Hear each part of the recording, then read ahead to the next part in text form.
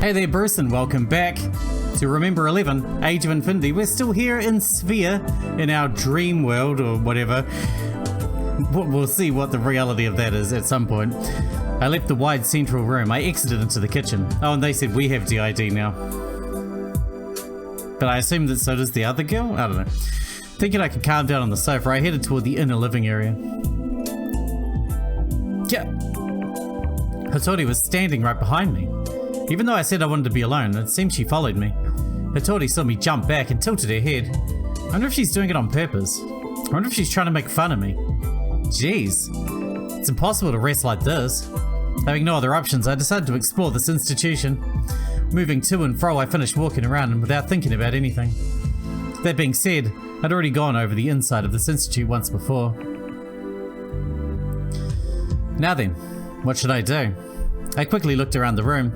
The only places I hadn't been to now were the front entrance and one of the 4 doors, the ones in the corner of the living area. Better save. Who knows what consequences may come back after this one. Check the door. I decided to check the door, the leftmost door from the entrance. Hattori didn't follow me. My gait slightly unsure, I walked in the direction of the living area. The lights in the room were already on. The structure of the room looked exactly the same as the 2 rooms I'd seen earlier. I didn't feel anyone's presence. The inside was silent. Several articles of women's clothing had been left spread across the bed. They'd probably get wrinkled if they were left like that. It was a very private atmosphere somehow.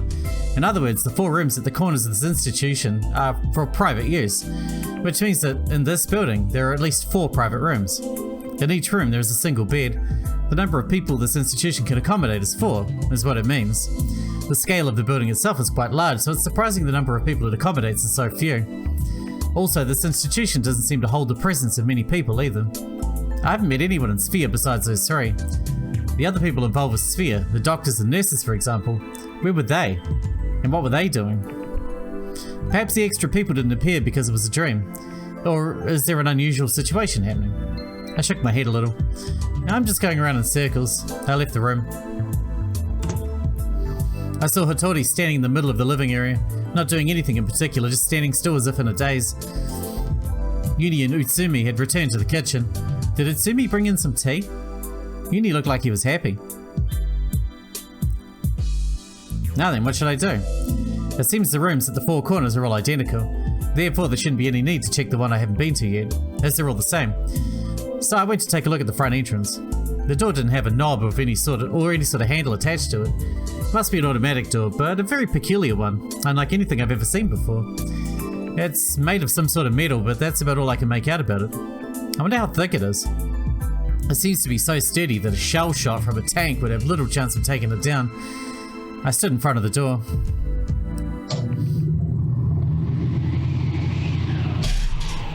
Well, it's still fucking snowing. What spread out in front of me when it opened was an image of hell in black and white. In the whirling plumes of snow, countless snowflakes were madly racing past each other. It was a terrible storm.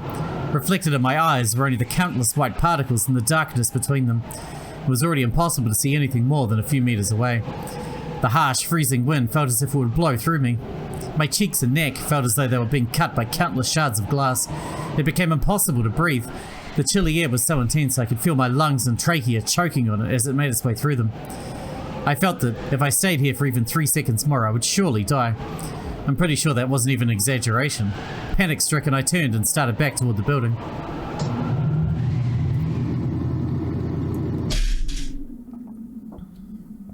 It was nice and warm inside. This is the kind of warmth that a human could survive in. Whew! I breathed a sigh of relief.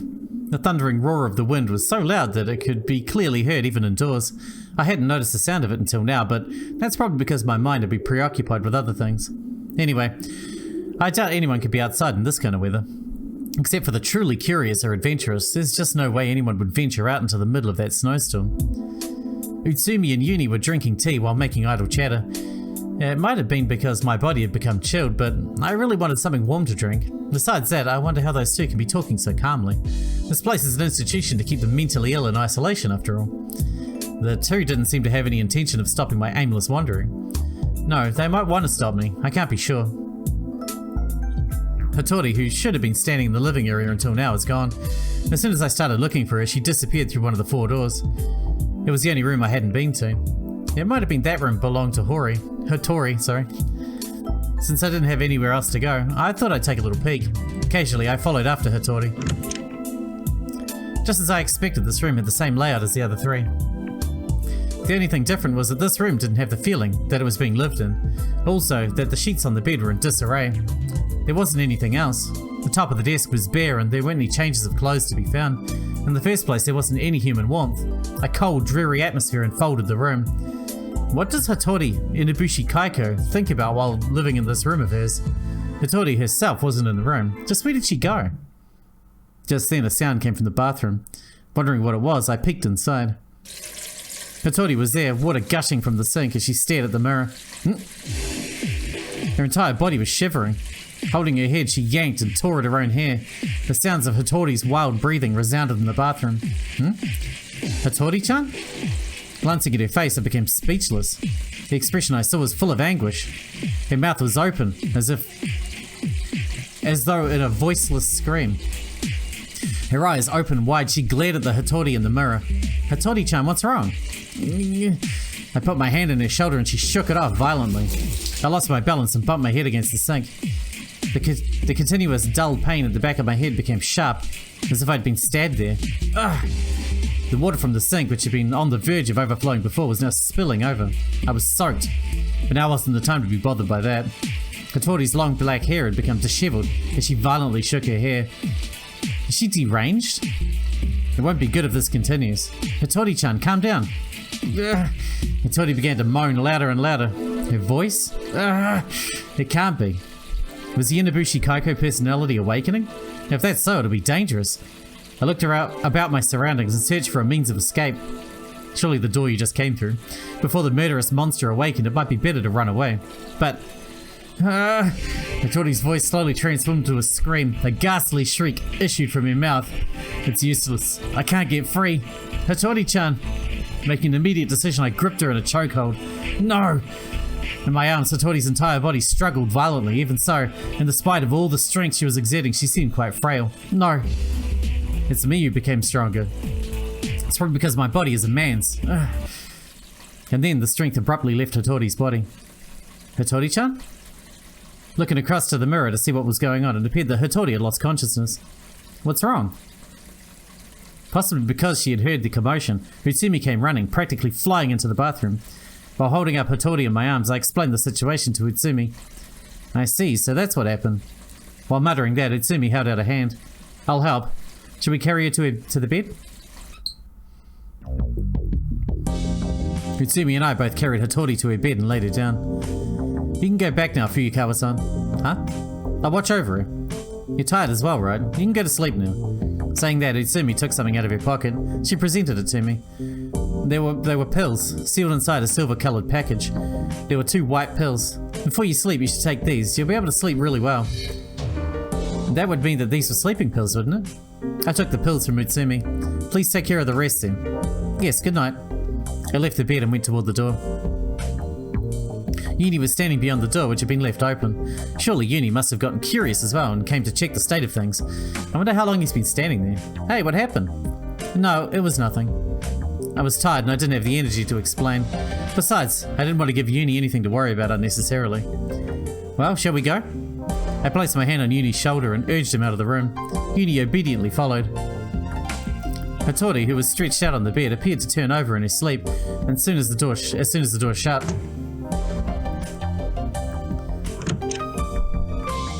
Phew. I returned to the place where Utsumi had told me was Yukido-kun's room and let out a sigh. The floor plan of the bathroom was the same as Hattori's. Why did she suddenly become deranged? And then there was her voice. Hattori had let out a scream, even though she was supposed to have aphasia. Her vocal cords are still able to function, is what it seems. That she doesn't normally speak is probably due to mental factors, as I thought. Or it might be that Inubushi Kaiko had awakened. If that's the case, is it alright that she's not restrained?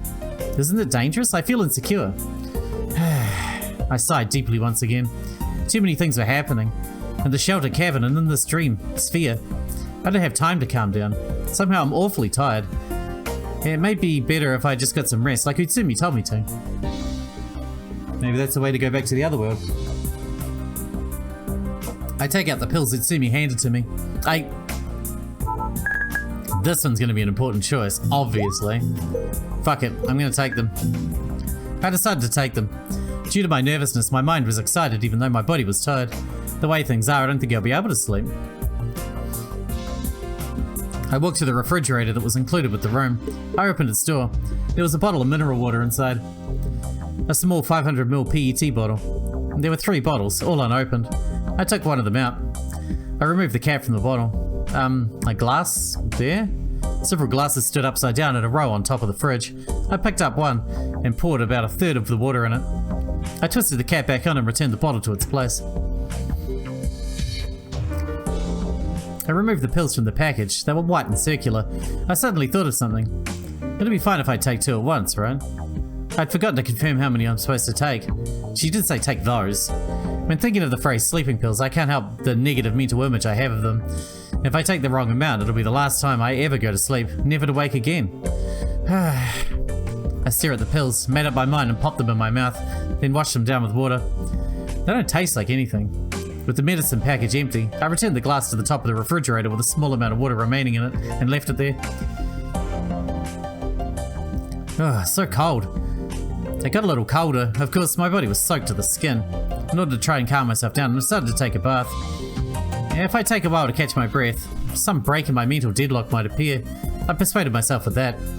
Yeah, it might be carefree, but I wouldn't be able to hold myself together for much longer like this. After giving the bathtub a quick rinse, I began to fill it with hot water. I sit on the edge of the bathtub and doze off staring at the surface of the water. Engulfed in a comfortable stream, I'm attacked by drowsiness. No, it's not simply on the level of drowsiness. I'm seriously sleepy. We took the sleeping pills before we got in the bath? Oh my god, we're gonna drown. Feels like I'm just gonna fall asleep like this. It almost feels as if I were dizzy. The inside of my head had become dull. My body was incredibly heavy. It was most likely the medicine taking effect. Shoot, I have to wake up. I suddenly heard sounds coming from the room. Maybe Yuni had come to visit. Yuni, is that you? I called into the other room. No response. I poked just my head out of the bathroom and inspected the state of the room. Nobody was there. There wasn't any human presence. Was it just my imagination? Oh man, we're gonna die. I tilted my head and returned my eyes to the bathroom. The water looks warm and full of vitality. However, I'm so sleepy. All I'm doing is standing here, and even from that, my feet are becoming unsteady. This is bad.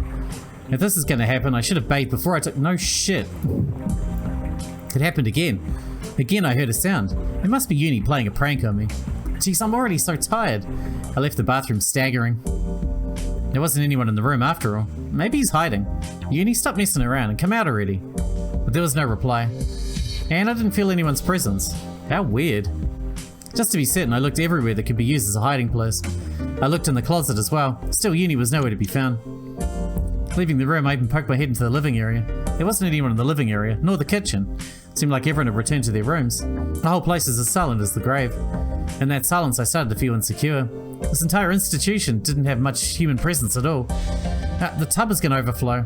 I panicked and turned back to the bathroom, staggering. We're going to die. The hot water had already filled about 80% of the tub. I gently put my hand in to test the water. A little hot, but that heat felt nice. At the same time, my drowsiness increased even more. My hand continued to splash and stir the water in the bathtub. Wait a second, I'm a man right now. I became aware of a fatal error. There's no way I can get into a bath naked when my body's a man's. It's kind of wrong. I remember that scene from before and immediately recalled how cold it had been. And then suddenly, the light in the room went out. What? It happened so suddenly, and I was in a state of confusion trying to figure out what was going on. It was completely dark and I couldn't see a thing. Just who? Oh, we're going back. Man, that's quite sharp on the ear rolls.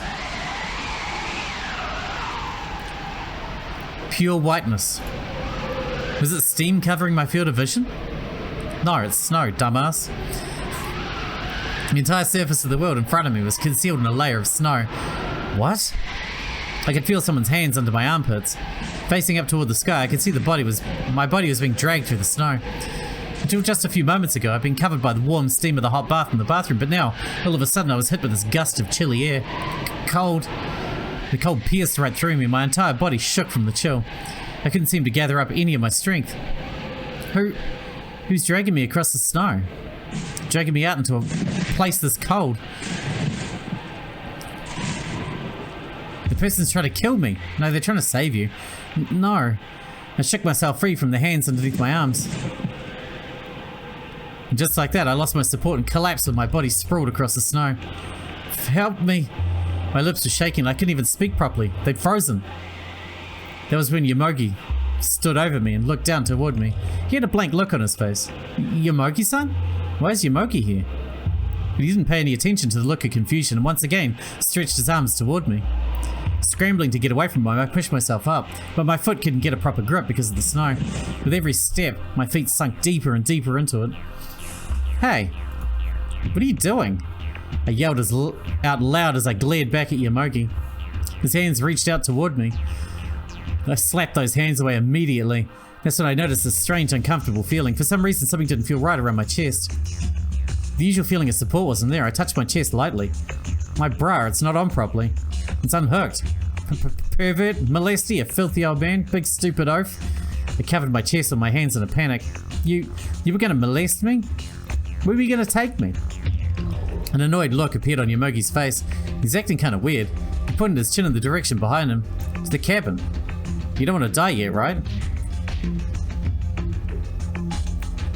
Through the blowing snow, I recognized the faint image of the cabin. It's the shelter cabin. I'm no more than 10 meters away from it. But I should be at SPHIA. Huh? Could it be that I woke up from the dream? My quiet mutter disappeared in the sound of the fierce wind. Pushing my way past Yomogi, I quickly made my way toward the cabin.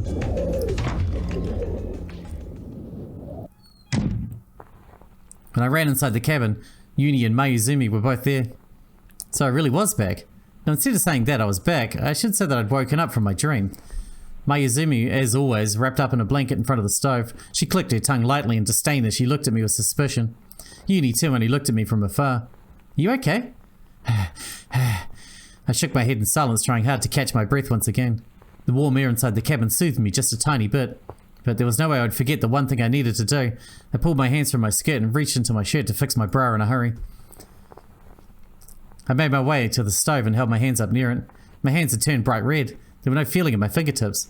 I was covered in snow from head to toe. Even my hair was dripping wet. I brushed the snow off me as I struggled to endure this torment. Hey, go over there, will you? This isn't the time to worry about what she just said, since my body felt like it was completely frozen. When she realized I was ignoring her, she got up and moved to another spot. Yuni handed me a small towel. I accepted it without a word and dried my wet hair. Yomogi had also made it back to the cabin, closing the door behind him. He looked straight at me, his face telling me that he wanted to hear an explanation.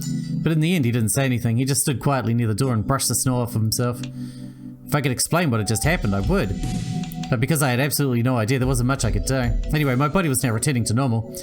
My heart and my body had also both returned to being those of Fuyukawa Kokoro. But that's all I can be certain of for now. No one said a single word. It seems like something was really strange had happened. There's no mistake about it. But I don't know why everyone was so quiet.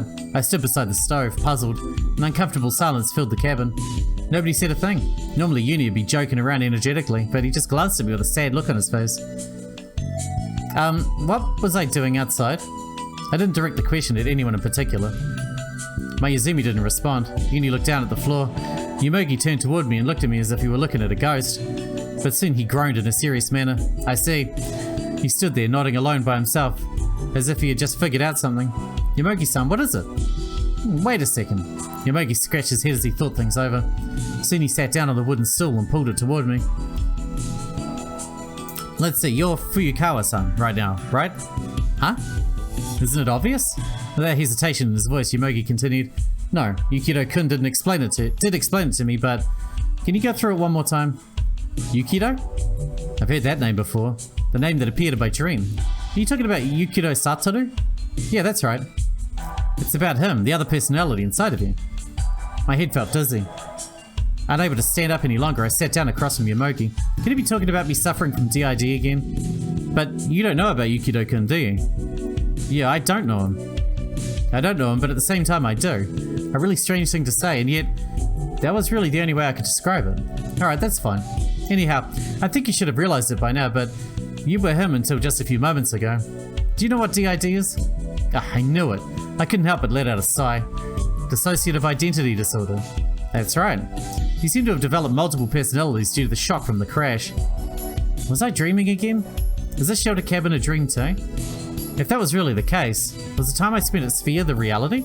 But I'm a woman. I'm absolutely 100% a woman. Perhaps realizing from the look on my face that I was getting angrier and angrier, Yomogi quickly explained, well, I don't really believe it either, but that's what he said. The person Yomogi was looking at was Yuni. Yuni did?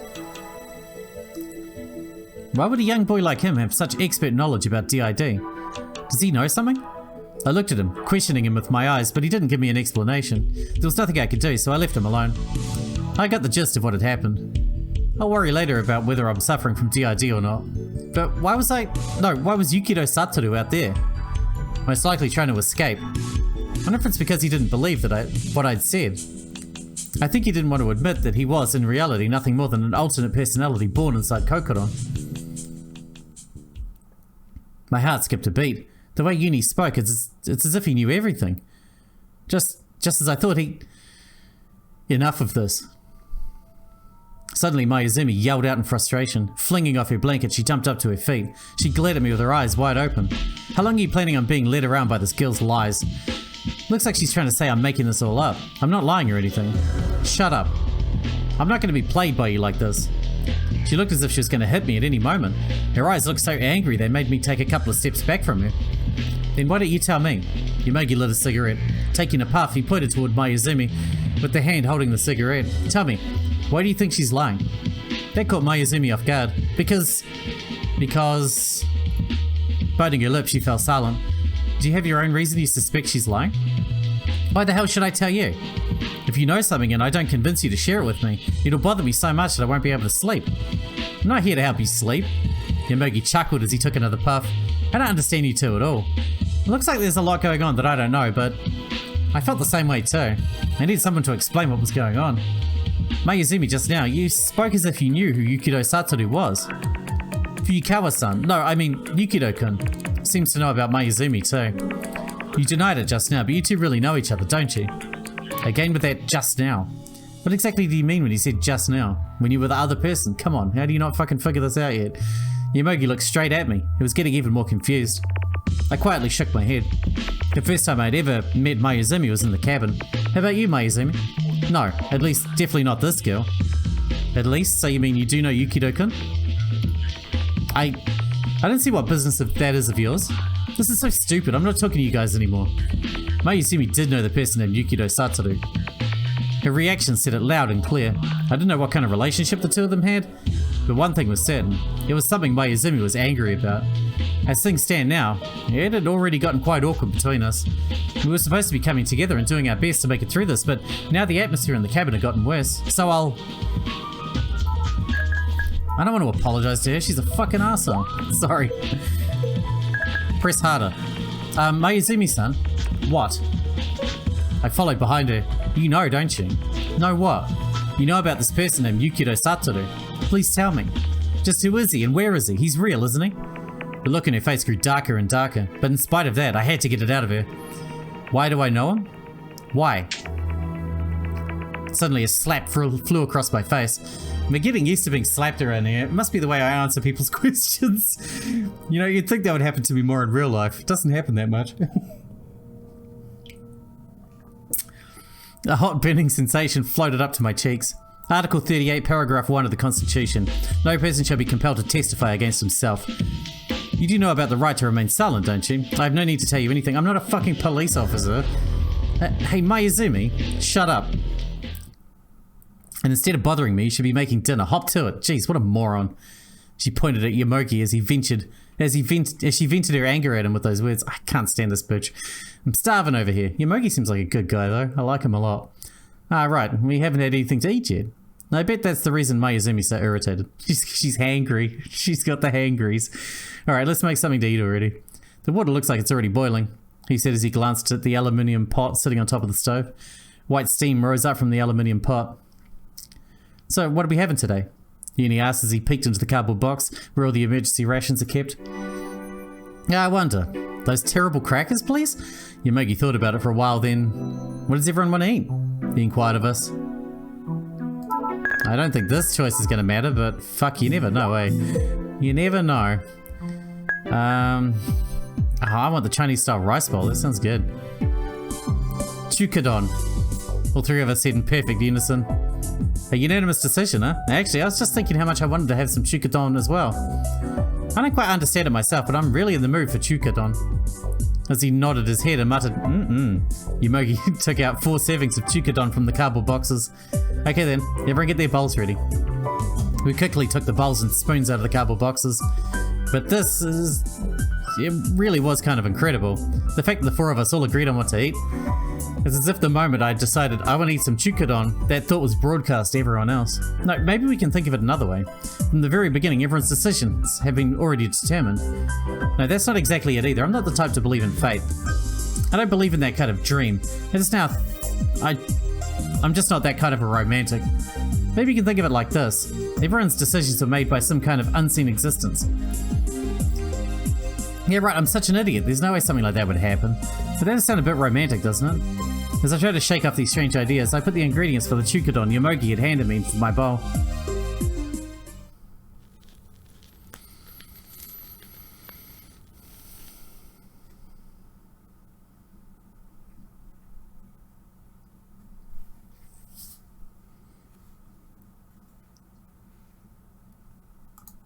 These cuts, these breaks are very long. Oh, by the way, I asked suddenly as I brought the warm chukadon to my lips, whatever happened to that newspaper article? And with that single question, the atmosphere that had thawed froze once again. I may have said something I shouldn't have, but I didn't even want to think about the newspaper article in the first place. So why'd I ask a question like that? It feels so strange, so unbelievable. Once again, I'd become conscious of an existence I couldn't see. When I looked up at Mayuzumi, the hand she was eating with had stopped cold, and the spoon she was holding clattered against her bowl. She was shaking. If you want that newspaper article, we put it on that shelf. I looked over and sure enough, there it was. But it seemed really different from the last time I'd seen it. It seemed like it was patched up messily. In other words, it had been taped together after being ripped to pieces before. Ah, you don't remember. The newspaper article you tore up when you became Yukido-kun. We all fixed it up to how it was before. Tore it up? I did? You don't remember that either? Yeah. It's true that the moment I read the newspaper article, I was destroyed by the shock. I do remember using my strength to do something, but did I really rip it? Maybe I did after all. I wasn't too sure whether I'd ripped it or not. That part of my memory seemed so vague, especially because at that moment my head had gone completely blank. Well, it's fine. I'm already used to you being like that. I think it would be best not to pay any attention to that newspaper article. That thing is probably just some idea of a prank. Yomogi said, his voice almost a groan. That's the only thing I can think of to explain it. What the hell? How can you be so easily certain about that? Mayuzumi slammed her bowl against the table, as if something she had been holding up until now suddenly exploded within her. How could it possibly be a prank? If it was a prank, then the guy who made this newspaper article would have had to predict the crash of HAL 18. The 4 of us surviving, making it to the shelter cabin, the guy would have to know all of this. A prophet, or perhaps someone who can predict the future, maybe even Laplace's demon? Mayuzumi. Now what reason would anyone have for playing such a prank in the first place? Why threaten us like this? Mayuzumi, calm down. Is he following us around with his camera right now then? Is some guy gonna pop out and suddenly say, you're on candid camera? This is all just idiotic. Mayuzumi snapped as she stared at Yomogi. Calm down, Mayuzumi. You're not making sense. So do you think this newspaper is real, or do you think it's fake? Obviously it's real. Well, Mayuzumi went quiet all of a sudden. I guess it's a natural reaction. If the newspaper article is real, that means the 3 of us have already died. 6 days later, on January 17th. To believe that the newspaper article is real is the same as accepting our deaths. It's not that she believes it's fake, it's just that she doesn't want to believe it's real either. I can understand the conflict within Mayuzumi very clearly. Well then, Mayuzumi, suppose we say the newspaper article isn't a prank. If it isn't a prank, then can you explain it? If it still can't be explained, right? Why is the newspaper article from the future in a place like this? We're just going around in circles. Even if we think about it, we won't get anywhere. There's no way we can come to a conclusion about it. And if that's the case, we might as well forget about it, right? Does that sound good? Just think of it like this. No matter how we explain this, the result is the same. Because it's not something that can be explained no matter what we do. If so, then let's just think positively. That the newspaper article is just a prank. And all of us will make it back alive for sure. Isn't that better than worrying about it? Right?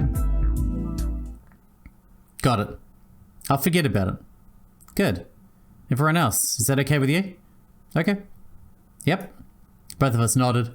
I too felt the same as Yomogi. If it's something bad, then we might as well forget about it. In some ways, that's one of the strongest defense mechanisms that I've learned in life so far. I don't know if that's a good defense mechanism.